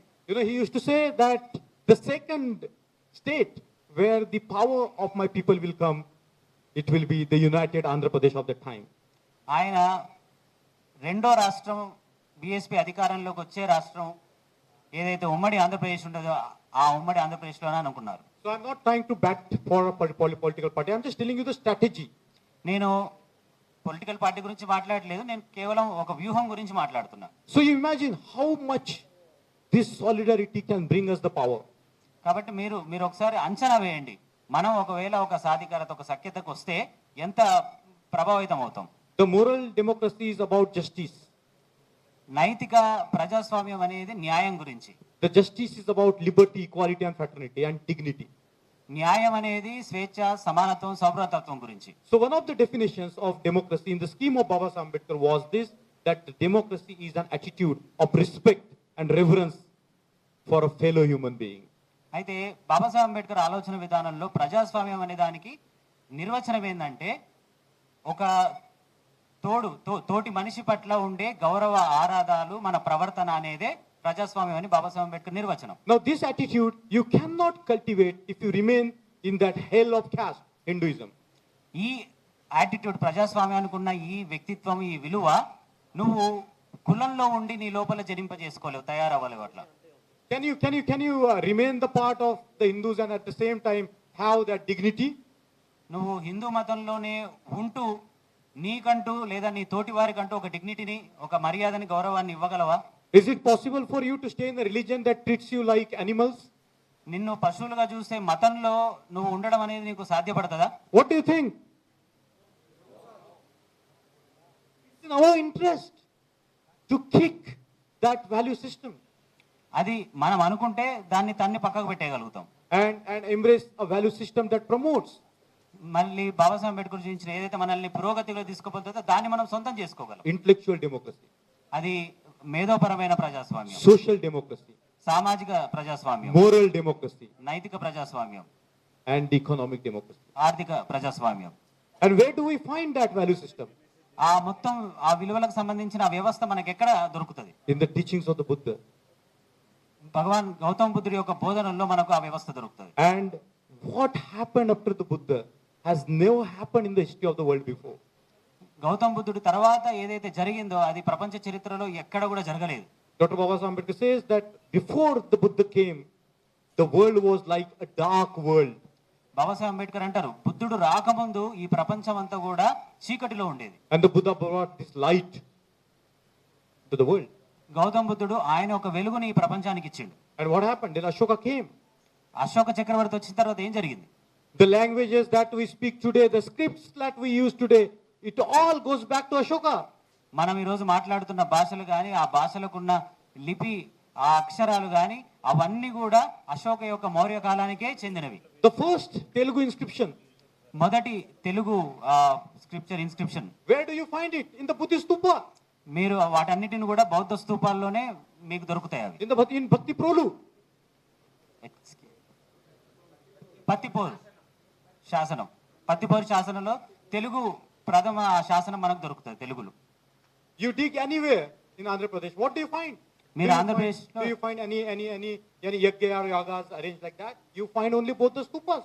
మీరు ఆంధ్రప్రదేశ్లో మీరు ఎక్కడ చూసినా మీకు దొరికేది ఏంది? యజ్ఞయాగాలు, యజ్ఞకుండీలు అవి కాదు దొరికేది. మీకు దొరికేది గౌతమ్ బుద్ధుడి ఆ శాసనాలు, అవే మనకు దొరికేది. And now the new research is coming which is showing how Buddhism impacted both the west and the east. ఇప్పుడు కొత్త తరమైన పరిశోధన మొదలైంది. బౌద్ధం ఏ రకంగా ఈస్ట్ అండ్ వెస్ట్ ని ఏ రకంగా ప్రభావితం చేసింది అనేది. So Dr. Baba Ambedkar said in 1941. Babasaheb Ambedkar 1941లో ఒక మాట అన్నారు. He said that the Indians are very enthusiastic to have the democracy. ఆయన ఏమన్నారంటే భారతదేశంలో ఉన్న ఈ ప్రజలందరూ కూడా ప్రజాస్వామ్యాన్ని తీసుకోవడానికి కొంచెం, But the India is like a sick man. ఎందుకంటే భారతదేశంలో ఉన్న ప్రజలందరూ కూడా రోగులుగా ఉన్నారు. There is something wrong with its abdomen, belly. వాళ్ళ యొక్క ఏదైతే ఇంటెస్టైన్ ఇదంతా ఉందో కడుపు లోపల వాళ్ళకి ఏదో రోగం ఉంది. And unless we clean that filth, we cannot have a strong body politic. ఆ కడుపులో అజీర్తి ఏదైతే ఉందో ఆ అజీర్తి వెళ్ళిపోతే గాని. And he said the only doctor who can cure this disease, who can clean the belly is the Buddha. ఈ యొక్క అజీర్తి అనే రోగం ఏదైతే భారతదేశ ప్రజల కడుపు లోపల ఉందో దీన్ని నయం చేయగలిగే వైద్యుడు ఒకడు ఆయన గౌతమ్ బుద్ధుడు. And he said that if we want a democracy in this country, మనకు ఒకవేళ ప్రజాస్వామ్యం ఈ దేశంలో కావాలనుకుంటే we need to chant this maha mantra, the great mantra. మనం ఒక 3 మంత్రాలని పఠించాలి. That's in 1941. అది 1941లో చెప్పారు. And what is the mantra? మంత్రం ఏంది అది? Buddhang saranam gacchami, dhammang saranam gacchami, sangham saranam gacchami. You understood? No need to translate, right? So you see, this I could have done it with other terms in Baba Saheb's writings and speeches, but I chose the word democracy because we now see the contradictions in the democracy. We have a political democracy, even that is undermined. We have the complete negation of what is called a social and economic democracy in this country today. Babasaheb Ambedkar గురించి ఇంకో రకంగా మనం మాట్లాడుకోవచ్చు, కానీ ఇదే విషయాల్లో political democracy గురించి మనం మాట్లాడుతున్నప్పుడు అదే సరిగ్గా లేదు. అది సరిగ్గా లేదంటే మిగతావన్నీ సర్వసాధారణంగా సామాజిక ప్రజాస్వామ్యం కానీ ఆర్థిక ప్రజాస్వామ్యం కానీ అవన్నీ బాగాలేవని అర్థం. Now whose responsibility it is to bring this democracy alive? ఇప్పుడు ఎవరి బాధ్యత అవుతుంది ఈ ప్రజాస్వామ్యాన్ని నిలబెట్టడానికి? Whose responsibility? ఎవరి బాధ్యత ఇది? Who is going to do it? ఎవరు చేయాలి ఇది? Who needs democracy? Who has a need for democracy? ప్రజాస్వామ్యం ఎవరికైతే కావాలో, ఎవరైతే కోరుకుంటున్నారో వాళ్ళు. Our community has a need and a hunger for democracy. మన సమాజం, మన ప్రజలకి ఈ ప్రజాస్వామ్యం పట్ల ఒక ఆసక్తి ఉంది. From this is where the democratic revolution is going to come from. కాబట్టి ఆ ప్రజాస్వామిక విప్లవం అనేది మన ప్రజల నుంచే వస్తది. So when we are doing any social action, social work, actually we are creating the real India. మనం ఎప్పుడైతే ఈ సామాజిక ఆలోచనలో సంఘర్షణ ఇదంతా మనం చేస్తూ ఉంటామో అప్పుడు మనం ఒక కొత్త భారతదేశాన్ని తయారు చేసే నిర్మాణం చేసే ఆలోచన చేస్తున్నాం. When we carry forward their work, మహనీయుల పనిని మనం ముందుకు తీసుకుపోతున్నప్పుడు we are actually the greatest of the patriots. మనం దేశభక్తుల్లో కల్లా అసలైన దేశభక్తులు. In India there is no community which is as patriotic as our community, I can say that. భారతదేశంలో ఏ సమాజంలో కూడా మన సమాజంలో ఉన్నటువంటి దేశభక్తులు ఏ సమాజంలో కూడా లేరు. So it's a great noble work. కాబట్టి మనం చేసే పని చాలా పెద్ద పని. And it's not going to happen just like that. అదేదో ఇట్లా అయిపోయే పని కూడా కాదు. We have to work hard. మనం చాలా కష్టపడి చేయాల్సిన అవసరం ఉంది. We have to struggle. మనం పోరాటం చేయాలి, And we సంఘర్షణ have చేయాలి. to fight this battle. మనం ఇది ఒక యుద్ధం లాగా చేయాల్సిన అవసరం ఉంది. Now what is this battle for? Is this battle for power? ఈ యుద్ధం అధికారం కోసమా? Is this battle for wealth? ఇదేమన్నా సంపద కోసమా? What is this battle for? ఈ యుద్ధం దేనికోసం? It is the reclamation of our human personality, మన యొక్క మానవ వ్యక్తిత్వాన్ని పునర్ప్రతిష్ఠించే ఆ కార్యం కోసం, which is the ultimate democracy. అది సంపూర్ణ ప్రజాస్వామ్యంగా ఉండబోతుంది. And this battle that we are waging, ఏదైతే యుద్ధం మనం చేస్తున్నామో, as Baba Ambedkar says, that this is the only way we can get what is called the spiritual joy. Babasaheb Ambedkar ఇదే ఒక మార్గం, ఈ మార్గం ద్వారానే మనకు కావాల్సిన ఆధ్యాత్మిక స్వేచ్ఛ అనేది మనకు దొరుకుతుంది. We try to find joy, going to this place, that place, going to this god, that god, eating this and eating that. We think that we will get joy. మనం ఆనందం కోసం రకరకాల ప్రాంతాలకు పోతుంటాం, ఈ గుడికి ఆ గుడికి పోతుంటాం, అది తినాలనిపించి ఇది తినాలనిపించి అవి తిని ఆనందం పొందుతుంటాం. But the real joy is in this battle. కానీ అసలైన ఆనందం అనేది ఈ యుద్ధంలో ఉంది. The battle for liberty, equality, fraternity, justice and dignity. స్వేచ్ఛ, సమానత్వం, సౌభ్రాతృత్వం, న్యాయం కోసం జరుగుతున్న వీటి కోసం చేస్తున్న యుద్ధంలో ఉంది. When we engage with the world, మనం ప్రపంచంతో ఉన్నప్పుడు, when we engage with our communities, మన సమాజంతో, మన ప్రజలతో ఉన్నప్పుడు, we get tremendous joy. మనకు చాలా ఆనందం వస్తుంది. I don't like to give the examples, but my friend here, Mahesh, he's always a happy man. నేను వేరే ఉదాహరణలు ఏం చెప్పాల్సిన అవసరం లేదు. మిత్రుడు గడ్డం మహేష్ ఎవరైతే ఉన్నారో ఆయన మనందరికన్నా ఆనందమైన మనిషి. సంతోషం. You give him some credit and he will return it back. నువ్వు ఏదైనా చిన్నగా ఆయనకి ఏదైనా ఇస్తే ఆయన తిరిగి దాన్ని రెట్టింపుకి ఇచ్చేస్తాడు. I should not give an example of my friend, but he is an ideal కార్యకర్త. నేను నా మిత్రుడి గురించి ఉదాహరణ ఇవ్వాల్సిన అవసరం లేదు, కానీ ఒక ఆదర్శపరమైన కార్యకర్త ఆయన. So coming back to the end of what I am saying is, if we want to live the human life, if we want to have this ultimate joy that comes by servicing others, మనం ఈ మానవ జీవితంలో ఏదైతే మనం ఆనందం కావాలనుకుంటున్నామో అది పరులకు సేవ చేయడంలో ఉంది. I don't see there is any other way of life more beautiful, more joyful than working for our people, for their liberation. నేను ఇంకో మార్గం ఏది నాకు కనపడతలేదు. So when we are మనం సంపూర్ణమైన ఆనందం కేవలం మన ప్రజలకు పని చేయడంలోనే ఉంది. So when we are talking about continuing the unfinished legacy of Dr. Babasaheb Ambedkar, మనం బాబాసాహెబ్ అంబేద్కర్ యొక్క కార్యాన్ని పూర్తి చేయడం అనే దాని గురించి మాట్లాడుతున్నప్పుడు, once I was in Diksha Bhumi with one of my African American Lama friend. Where sir? African American Lama friend. I was in Diksha Bhumi and there is an exhibition. దీక్ష భూమిలో ఒక ఆఫ్రికన్ అమెరికన్ ఫ్రెండ్ తో నేను ఉన్నప్పుడు, Lama Rangdrol, he's a Buddhist monk and a very staunch follower of Babasaheb Ambedkar. ఆయన ఒక లామా, Tibetan Buddhist Mang, ఆయన బాబాసాహెబ్ యొక్క అనుచరుడు. And there were photographs of Babasaheb Ambedkar and he picked up one photograph. అక్కడ బాబాసాహెబ్ అంబేద్కర్ పటాలు అవన్నీ ఉన్నాయి, ఆయన ఒక చిత్రం ఆయన చేతిలోకి తీసుకున్నాడు. And that photograph was taken exactly after he gave diksha to his people. ఆ ఫోటో ఏదైతే ఉందో అది బాబాసాహెబ్ ప్రజలకు దీక్ష ఇచ్చిన తర్వాత ఏదైతే ఫోటో ఉందో అదే ఫోటో ఆయన తీసుకోవడం జరిగింది. ఆ ఫోటో పిక్ Sitting relaxed. ఎక్కడైతే బాబాసాహెబ్ చాలా హాయిగా ప్రశాంతంగా కూర్చొని ఉన్నాడు. His job is done. ఆయన పూర్తి చేయడం He జరిగింది. has done what was to be done. ఆయన ఏదైతే పూర్తి చేయాలో అది చేసేసిండు. And he was handing that baton to us. ఆ యుద్ధం అక్కడ వరకు ఆయన కొనసాగించింది, ఆ యుద్ధం మన చేతుల్లోకి ఆయన బాధ్యతగా ఇచ్చేసిండు. And we have to carry on that caravan. ఆ యొక్క రథాన్ని మనం ముందుకు నడిపించాల్సిన అవసరం ఉంది. This is not the fight limited to one generation. We have to go on generations after generations after generations. But if we sow the right seeds today, tomorrow will be the brighter for us. ఇది కేవలం ఒక తరానికి సంబంధించింది కాదు, తరం తర్వాత తరం దీన్ని ముందుకు తీసుకుపోవాలి ఆ వెలుగు వైపు. Maybe we will be able to finish or maybe we will not be able to finish. But if we continue to strive, a day will come. మనం ఇది మన జీవిత కాలంలో పూర్తి చేయొచ్చు, చేయకపోవచ్చు, కానీ మనం ప్రయత్నంలోనే ఉంటే ఏదో ఒక తరం దీన్ని అందుకొని ముందుకు నడిపిస్తుంది విజయవంతంగా. That is what the Buddhism is all about. If you put the right condition, you get the right results. బౌద్ధం యొక్క విషయమే అది. మనం సరిగ్గా పని చేసి సరిగ్గా ఆలోచిస్తే సరైనదే జరుగుతుంది.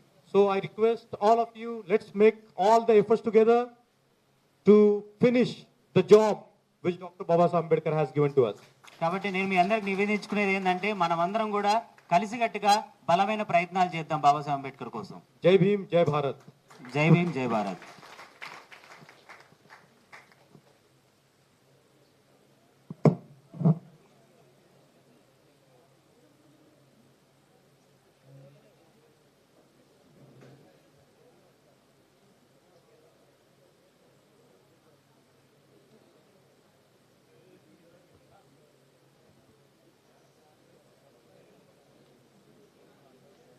తన ప్రసంగం ద్వారా ఎన్నో విషయాలు మనకు తెలియజేసిన గొప్ప మేధావి మన మంగేష్ దైవాల గారికి హృదయపూర్వక ధన్యవాదాలు తెలుపుతూ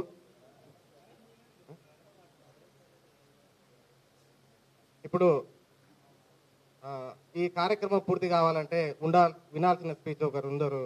ఆయనే కాంచీరామ్ గారితో ఎన్నో సంవత్సరాలు పనిచేసి ఈ ఆంధ్రప్రదేశ్లో కాంచీరామ్ గారు ఎక్కడ వెళ్ళినా తన పని తన శక్తి ఉండే విధంగా పనిచేసినటువంటి గొప్ప నాయకుడు మా గురువు గారు. మున్సిపల్ శాఖలో అడిషనల్ డైరెక్టర్గా రిటైర్ అయినటువంటి ఎల్ వందన్ కుమార్ సార్ గారు ఇప్పుడు మాట్లాడతారు. సారు తన ఉద్యోగం వచ్చినప్పటి నుంచి రిటైర్ అయ్యే వరకు ఇప్పటికీ కూడా రిటైర్ అయినాక కూడా మిషనరీ వర్కర్కు ప్రతిరూపంగా పనిచేస్తూ ఉన్నారు. ఇప్పుడు ఈ యొక్క కార్యక్రమం అసంపూర్ణంగా ఉండి పూర్తిగా ఒక పరిపూర్ణంగా అంటే సార్ యొక్క మాటలు మనం వినాలి. చాలా జాగ్రత్తగా విని సార్ యొక్క మాటలను అందరూ కూడా నోట్ చేసుకోవాల్సిందిగా కోరుతూ ఇప్పుడు సార్ గారిని మాట్లాడుతూ కోరుతా ఉన్నాం.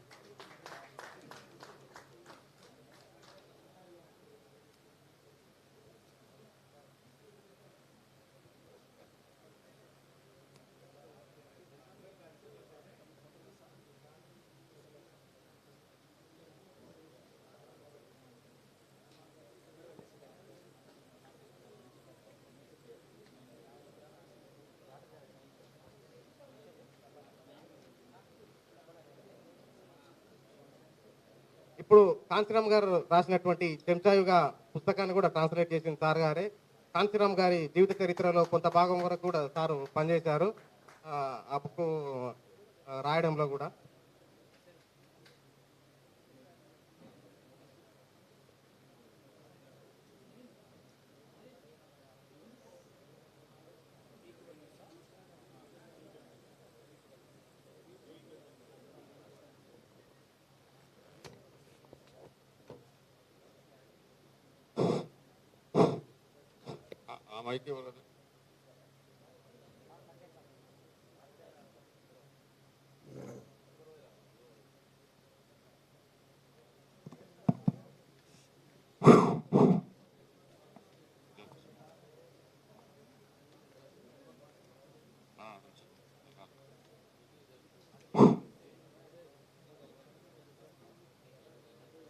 అందరికీ జై భీమ్.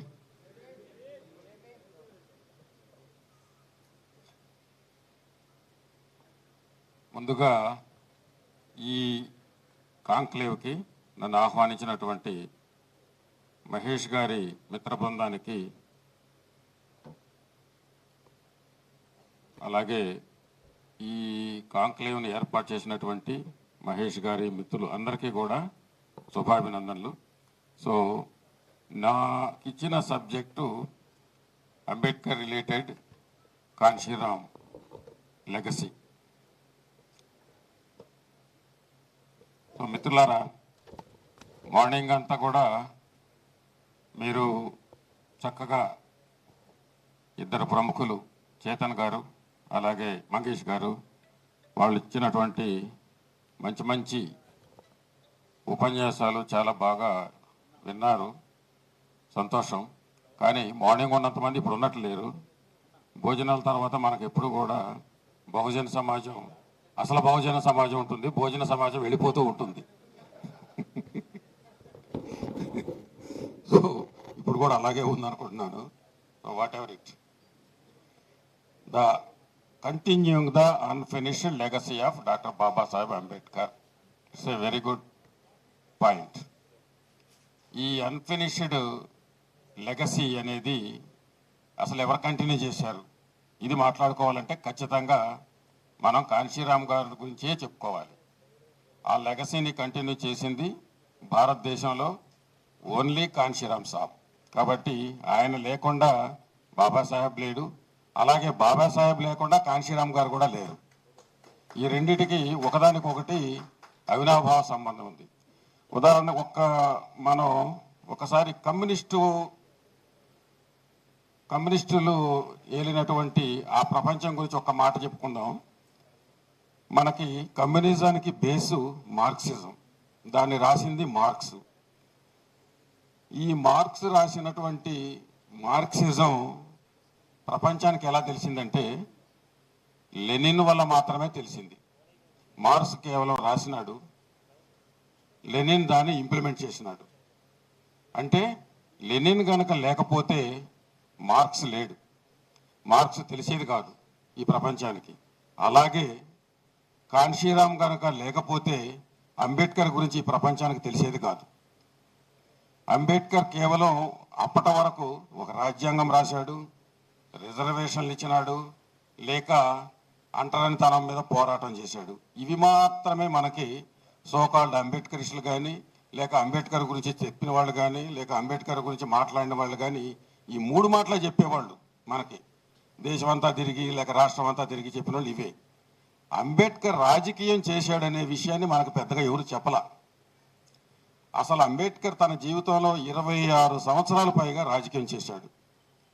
ఆ రాజకీయం చేసిన విషయం చెప్పకుండా ఎంతసేపు ఆయన్ని పరిమితం చేసేశారు రిజర్వేషన్లకి, లేక అన్టచబిలిటీకి, లేక ఇంకోటేంటి కాన్స్టిట్యూషన్కి, వీటికే పరిమితం చేశారు. బట్ అసలు ఆ అంబేద్కర్ యొక్క ఆశయ సాధన ఏంటంటే మెయిన్గా పాలిటిక్స్, అంటే అధికారం, రాజ్యాధికారం. ఇది మన గురించి చక్కగా మనల్ని ఒక సైడ్ ట్రాక్లో పెట్టేసి, అంటే మనం రాజకీయం నేర్చుకోకూడదు అనే ఉద్దేశమో మొత్తానికి ఏమో కానీ మనకు సైడ్ ట్రాక్లో పెట్టేశారు. ఇది ఎప్పుడు మళ్ళీ మనకు తెలిసిందంటే ఈ లెగసీని కంటిన్యూ చేసినటువంటి మాన్యవర్ కాంశీరామ్ గారు వచ్చిన తర్వాత మాత్రమే బాబాసాహెబ్ అంబేద్కర్ రాజకీయమే చేశాడు, రాజకీయం కోసమే బతికాడు, రాజకీయమే చెయ్యాలి, రాజకీయం చేస్తేనే అధికారం వస్తుంది, అధికారమే అన్ని సమస్యలకి సూత్రధారి, అన్ని సమస్యలకి పరిష్కారం రాజ్యాధికారమే. ఈ విషయాన్ని మనకి బాబాసాహెబ్ అంబేద్కర్ తన రచనలో రాసినప్పటికీ మనకు తెలియకపోవడం మూలంగా అది కాంశీరామ్ బయటికి తీసుకొచ్చి దాన్ని భారతదేశంలో మొత్తం అందరికీ చూపించడం జరిగింది. అందుకే మాన్యవర్ కాంశీరామ్ గనక ఈ భారతదేశంలో పుట్టి ఉండకపోయి ఉంటే ఈ లెగసీ అనేది కంటిన్యూ అయ్యేది కాదు. ఇది అక్కడతోటే బరీ అయిపోయేది. ఈ మహాపురుషులు మహాత్మా ఫూలే నుంచి డాక్టర్ బాబాసాహెబ్ అంబేద్కర్ వరకు కొనసాగినటువంటి ఉద్యమాన్ని మళ్ళీ పునరుజ్జీవింపజేసిన వ్యక్తి మాన్యవర్ కాంశీరామ్. అలాంటి కాంశీరామ్ గురించి చెప్పుకోకుండా ఈ లెగసీ గురించి మనకేమీ అర్థం కాదు. సో కాంశీరామ్ గారు డాక్టర్ బాబాసాహెబ్ అంబేద్కర్ విషయంలో అనేక విషయాలు పరిశోధన చేయడం జరిగింది. ఆయన తన జీవితంలో చాలా విషయాల కోసం పోరాడాడు బాబాసాహెబ్ అంబేద్కర్. ఫస్ట్ ఏంటంటే మనకి రాజకీయం కోసం ఎప్పుడు 1930లో ప్రారంభమైంది. మన ప్రజలకు రాజకీయం కావాలని. ఎందుకు రాజకీయం కావాలనుకున్నాడంటే మా మీద జరిగే అకృత్యాలు, మా మీద జరిగే అన్యాయాలు, హత్యలు, మానభంగాలు ఇవన్నీ కూడా మేము అప్పర్ క్యాస్ట్ని ఎదిరించలేని పరిస్థితిలో ఉన్నాము.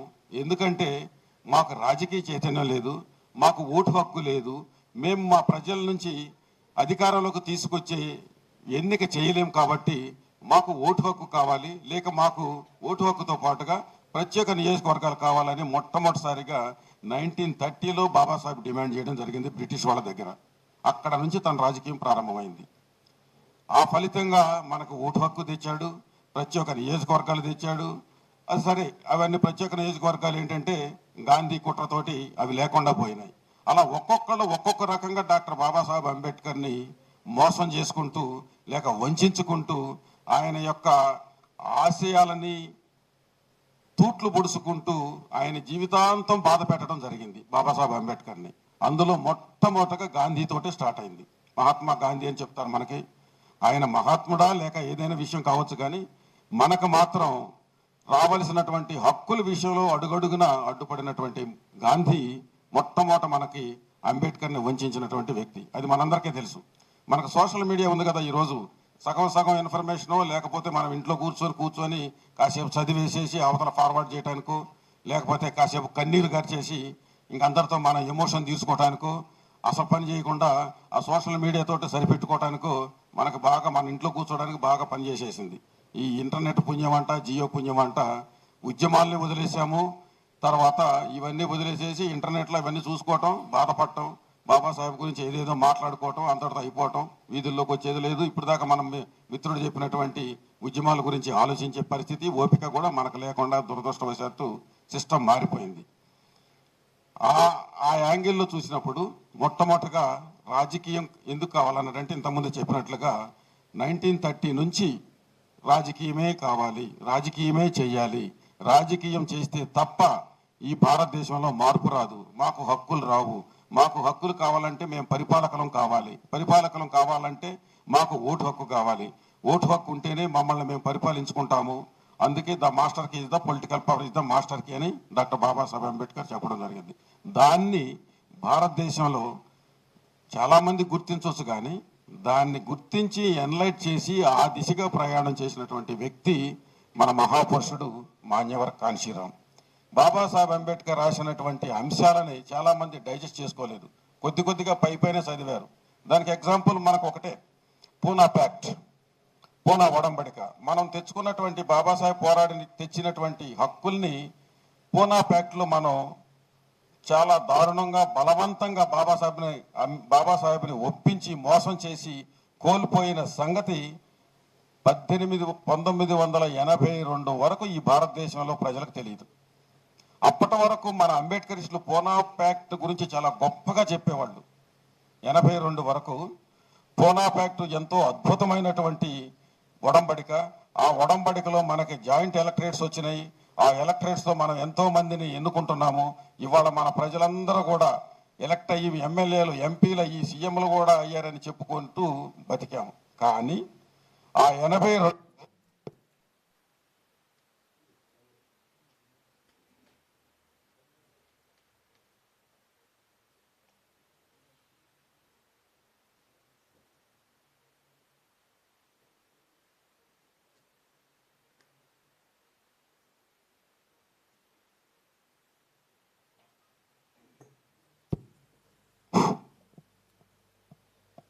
82లో బాబాసాహెబ్ను వంచిన విధానాన్ని మొట్టమొదటగా మాన్యవర్ కాన్షీరామ్ గారే బయటపెట్టడం జరిగింది.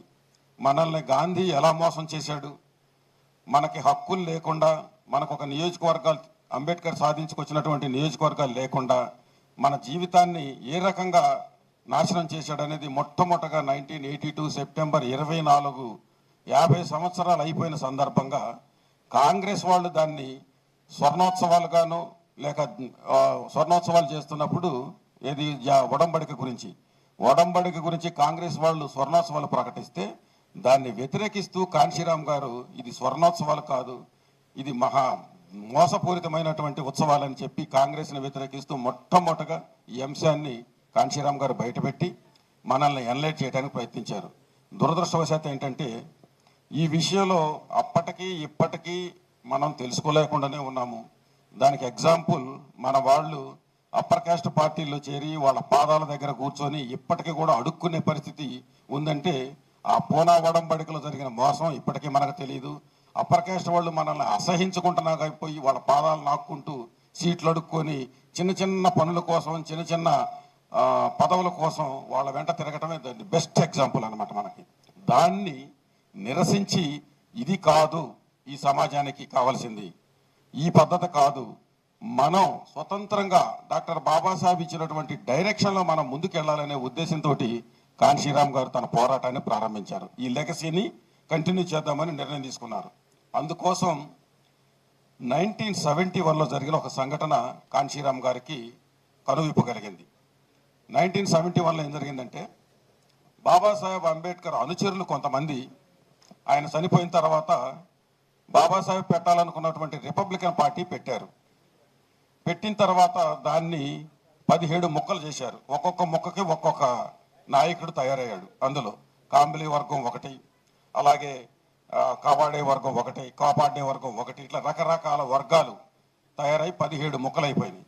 ఈ 17 ముక్కలు అయిపోయిన తర్వాత వీళ్ళంతా కలిసి 1971లో ఒక సమావేశం పెట్టుకున్నారు సంత గాడ్గే భవన్లో. ఆ సమావేశంలో ఏ నిర్ణయం తీసుకున్నారంటే, అంబేద్కర్ మంచివాడే, అంబేద్కర్ రాసినటువంటి రచనలు చాలా గొప్పవే, కానీ ఆయన సిద్ధాంతం కూడా చాలా గొప్పది. అయితే ఆ సిద్ధాంతం వల్ల మనం రాజకీయం చేయలేకపోయాం, లేక చేయలేము, లేక అది మనం అధికారంలో రావడానికి పనికి రావడం లేదు. మనం అధికారంలో రావాలంటే ఒక్క అంబేద్కర్ సిద్ధాంతాన్నే పట్టుకుంటే మనకి ఎట్టి పరిస్థితుల్లో కూడా మనం అధికార రుచి చూడలేమని ఒక నిర్ణయం తీసుకున్నారు. అప్పటి వరకు ఉన్నటువంటి ఉద్యమాన్ని, లేక అప్పటి వరకు చేసి వాళ్ళు ఒకళ్ళొకళ్ళు గిల్లుకుంటూ ఒకళ్ళొకళ్ళు సమావేశాల్లో కొట్లాడుకుంటూ ఉన్నటువంటి ఉద్యమాన్ని క్లోజ్ చేసేద్దామని నిర్ణయం తీసుకున్నారు. నిర్ణయం తీసుకొని మరి ఏం చేద్దామంటే మనం కాంగ్రెస్లో చేరిపోదామని నిర్ణయం తీసుకున్నారు. సో ఈ సోకాల్డ్ అంబేద్కర్ రైట్లంతా కూడా రిపబ్లికన్ పార్టీని వదిలేసేసి ఆనాడు మొత్తంగా పోయి కాంగ్రెస్లో చేరిపోయారు. అలా కాంగ్రెస్లో చేరిపోయిన వాళ్ళు ఒక్క సీటు కోసం మనకి పార్లమెంట్లో ఉన్నటువంటి 545 సీట్లలో ఒక్క సీటు టైఅప్ పెట్టుకొని మిగిలిన సీట్లు కాంగ్రెస్ తోటి టైఅప్ చేసుకున్నారు. అంటే ఒక్క సీటే రిపబ్లికన్ పార్టీ పేరు మీద ఇచ్చారు. ఆ ఒక్క సీటు గెలిచారో లేదో తర్వాత విషయం.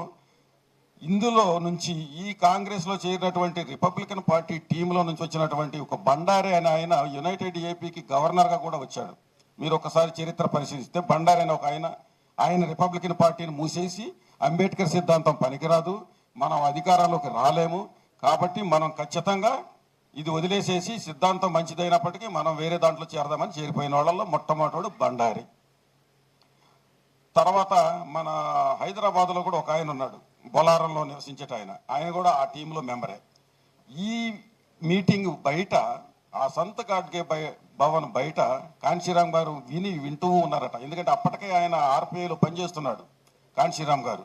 1965లో జాబ్ వదిలేసిన తర్వాత ఆర్పిఐలోనే చేరాడు ఆయన. 6 సంవత్సరాలు రాజకీయం చేసినాడు ఆర్పిఐలో కాంశీరామ్ గారు. బిఎస్పి పెట్టకముందు, బాంసెఫ్ పెట్టకముందు ఫస్ట్ కాంశీరామ్ గారు 6 సంవత్సరాలు రిపబ్లికన్ పార్టీలో ఉంటూ వాళ్ళు చేసే మూవ్మెంట్లలో రకరకాల మూవ్మెంట్స్ ఉన్నాయి. పీపుల్స్ ఎడ్యుకేషన్ ట్రస్ట్లో పనిచేశాడు, నామాంతర ఉద్యమంలో పనిచేశాడు. ఇంకా ఇలాంటి ఉద్యమాలన్నింటిలోనూ పార్టిసిపేట్ చేస్తూ వీళ్ళని వాచ్ చేసుకుంటా వీళ్ళు అసలు ఏం చేస్తారు, వీళ్ళు వెళ్ళగలరా లేదా అనుకొని ఈ 6 సంవత్సరాల పరిశోధనలో చివరికి వీళ్ళు తీసుకున్న నిర్ణయం తర్వాత కాంశీరామ్ గారు ఒక డిసైడ్కి వచ్చినారు, నో వీళ్ళ వల్ల కాదు, వీళ్ళు కాంగ్రెస్ మనుషులు, కాంగ్రెస్ కమ్ముడు పోయారు, లేక కాంగ్రెస్లో చేరతారు, వీళ్ళు బాబాసాహెబ్ మూవ్మెంట్ని ముందుకు తీసుకెళ్లలేరు, ఆ లెగసీని కంటిన్యూ చేయలేరు అనే నిర్ణయానికి వచ్చినటువంటి కాంశీరామ్ గారు బయటకు వచ్చి బాబాసాహెబ్ అంబేద్కర్ యొక్క సిద్ధాంతం చాలా గొప్పది, అది డైనమైట్ లాంటిది, దాన్ని డైనమిక్గా చేయాలని నిర్ణయం తీసుకున్నారు.